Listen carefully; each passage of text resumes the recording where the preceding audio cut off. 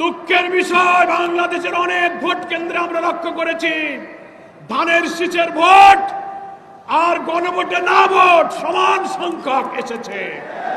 বাংলাদেশে আবার নতুন করে ফ্যাসিবাদ ফিরিয়ে আনবার পায়তারা চালানো হচ্ছে। মনে রাখবেন, রক্ত দিয়ে যে জুলাই বিপ্লব হয়েছে, সেই বাংলাদেশে আর কোনোদিন ফ্যাসিবাদ ফিরে আসতে পারবে না ইনশাআল্লাহ। এখন সময় এসেছে, কোনো ৯/৬ চলবে না।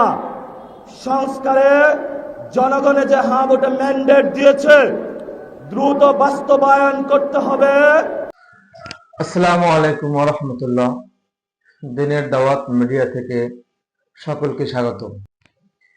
এতক্ষণ আমরা শুনতেছিলাম সংবাদ শিরোনাম, এখন আমরা শুনবো সংবাদের সারাংশ। আজকে নতুন করে রাজনৈতিক প্রেক্ষাপটে নতুন করে উত্তাপ ছড়িয়ে পড়ছে কয়েকজন শীর্ষ নেতাদের বক্তব্য কেন্দ্র করে।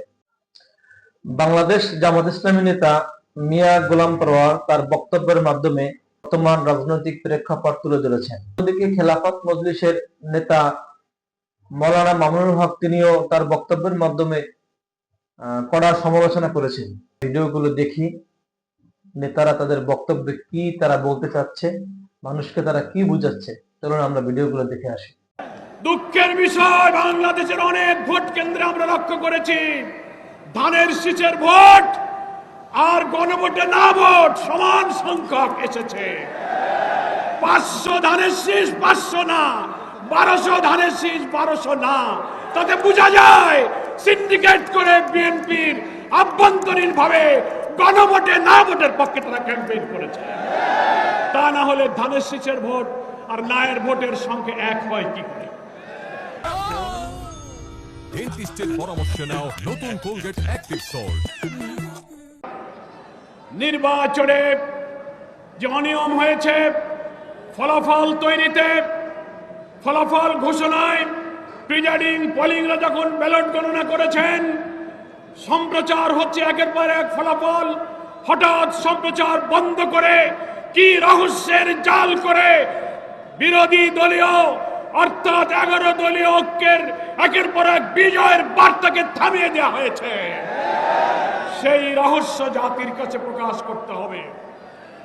যে সমস্ত আসনে অনিয়মের অভিযোগ নির্বাচন কমিশনে দাখিল করা হয়েছে, নির্বাচন কমিশনকে আমরা বলতে চাই, কোন তালবাহানা না করে অবিলম্বে সেগুলোর সুবিচার এবং নিষ্পত্তি করতে হবে।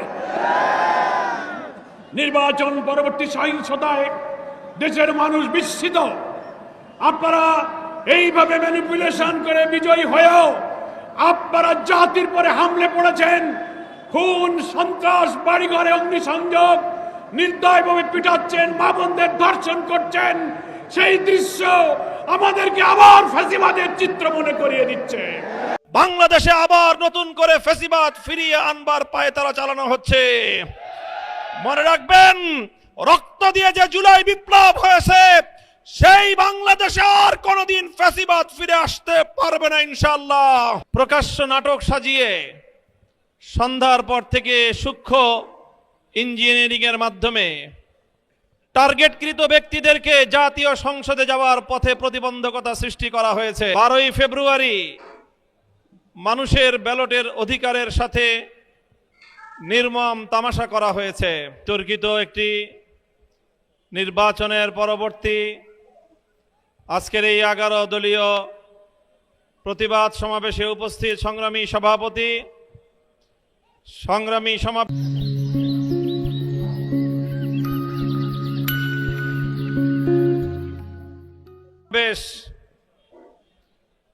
আমরা আশা করেছিলাম বহু রক্ত, জীবন, অনেক অশ্রু আর ঘামের বিনিময়ে অর্জিত জুলাই বিপ্লব পরবর্তী বাংলাদেশের মানুষ তাদের ব্যালটের অধিকার ফিরে পাবে।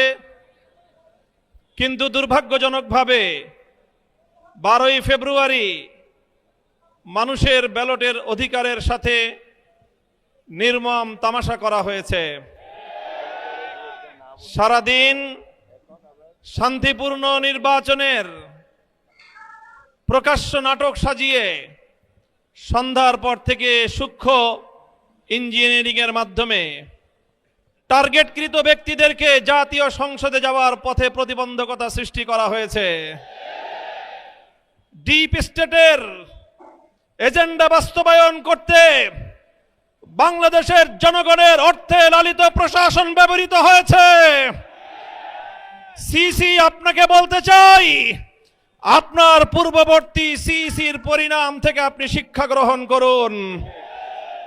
আমরা যে আপত্তি জানিয়েছি, সঠিক তদন্তের মাধ্যমে জনগণের ব্যালটের অধিকার যদি ফিরিয়ে না দেন, বাংলার মানুষ জোর করে তাদের অধিকার কেড়ে নেবে ইনশাআল্লাহ।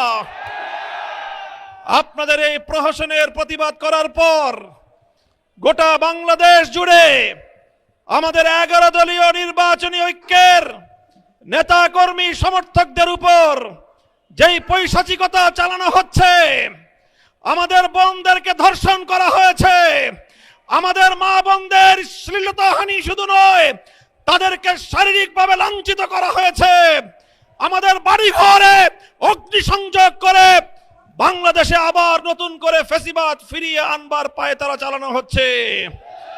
মনে রাখবেন, রক্ত দিয়ে যে জুলাই বিপ্লব হয়েছে, সেই বাংলাদেশে আর কোনোদিন ফ্যাসিবাদ ফিরে আসতে পারবে না ইনশাআল্লাহ। পুরনো ফ্যাসিবাদীদের সাথে সখ্যতা করে বাংলাদেশের রাজনীতিতে যদি তাদেরকে আপনারা প্রবেশ করবার সুযোগ তৈরি করে দিতে চান, যেই পথ ফ্যাসিবাদকে ফিরে আসার জন্য তৈরি করবেন, সেই পথ দিয়ে আপনাদেরকে দিল্লিতে বিতাড়িত করা হবে। তৃতীয় কথা আমাদের পরিষ্কার, শরীফ ওসমান হাদি সহ প্রতিটি হত্যাকাণ্ডের বিচার করতে হবে। জুলাই বিপ্লবের আকাঙ্ক্ষা বাস্তবায়ন করতে হবে। জুলাই স্পিরিট থেকে যদি এক চুল পরিমাণ বাংলাদেশকে বিচ্যুত করার ষড়যন্ত্র করা হয়, জুলাই যোদ্ধারা আবার মাঠে নামবো, আবার মাঠে নামবো, আবার মাঠে নামবো ইনশাআল্লাহ। এখন সময় এসেছে, কোনো 9-6 চলবে না। সংস্কারে জনগণে যে হ্যাঁ ভোটে ম্যান্ডেট দিয়েছে, দ্রুত বাস্তবায়ন করতে হবে। তাদের বক্তব্য আমরা সকলে শুনলাম।